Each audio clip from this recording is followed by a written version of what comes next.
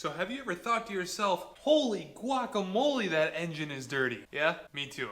So today I'm going to show you how to go ahead and get all that grime and grease and dirt off of your engine block and go ahead and make your engine look real nice and pretty before deciding to go ahead and put it back in your vehicle. So let's get into it right after the intro.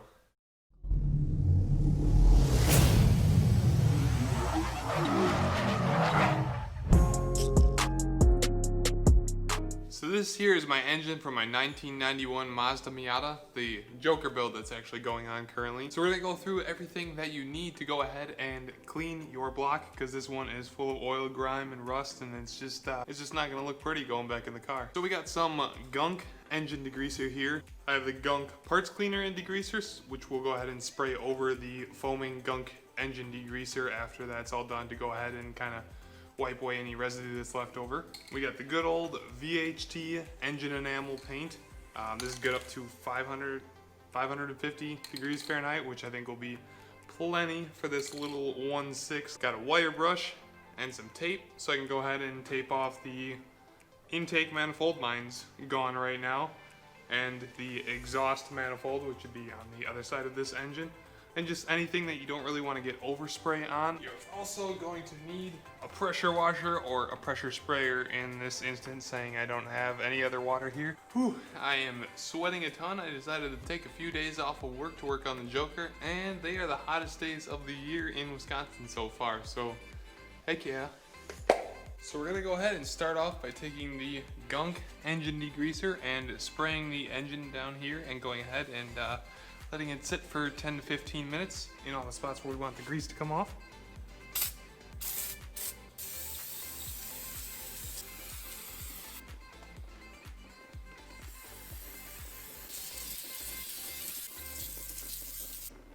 So it hasn't exactly been 10 minutes yet, but I'm gonna go ahead and start scrubbing a little bit and just see if any of this, ooh, man, that's grody.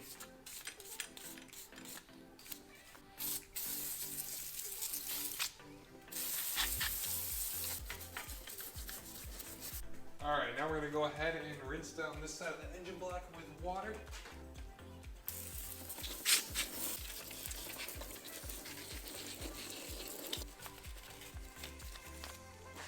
So I highly suggest getting a pressure washer for this, because the little water sprayer just really does not do it. It does not blast all the grime off even. So we're going to try and go ahead and spray it again and let it sit for another 10 minutes. Well, I got the cheap kind, the cheap Supertech engine degreaser, so I'm not sure what this will do, but it's, oh my god, okay, well I guess that's foam.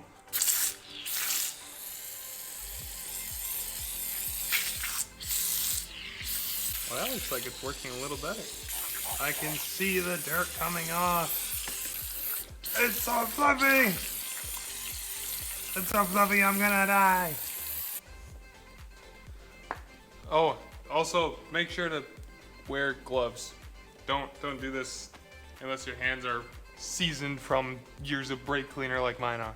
You can pick these gloves up real cheap from Walmart, just this Grease Monkey brand gloves. I think they're like $5 or $6, and there's really nice nitrile gloves, honestly, from what I've felt so far from wearing them for the 3 minutes that I have. But we'll find out at the end of this video how they really hold up.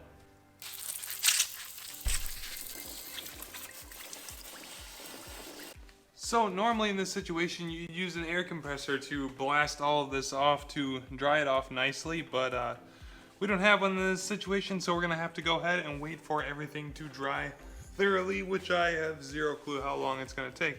So we'll be back right after this whole thing is dry. Alright, now that it's extremely bright and sunny out and our engine block is dry, we're gonna go ahead and we're gonna use the VHT black paint and paint our surface with it all clean.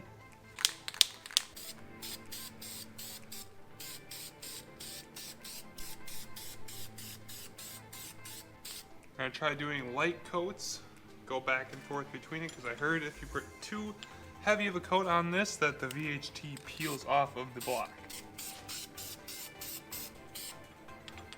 It already looks much better.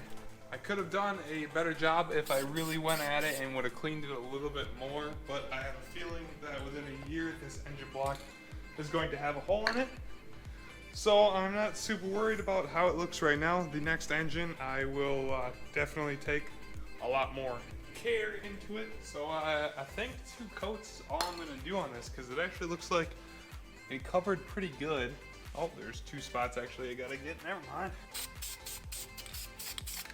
Okay, so after I go ahead and check over everything and make sure I didn't miss anything. Okay, is that it, Mr. Car?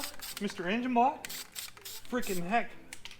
Okay, we're gonna go ahead and pull the tape off after it dries, and that's gonna be that for this one.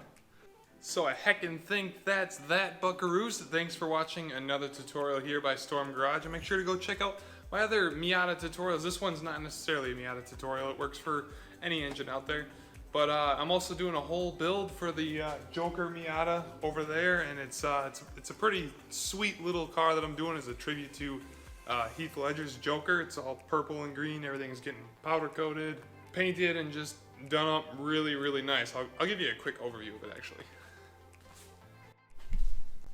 So this is it actually, this is just what we have done so far. I can't necessarily show you the backside because there's something back there that I don't want to show everybody just yet. But yeah, this is the color scheme we got going on. Everything is powder coated green, the lower subframe, the control arm, upper and lower control arms, all new IL Motorsports stiffer bushings. It's a pretty sweet little fun car. And with that, see you guys next time. Peace.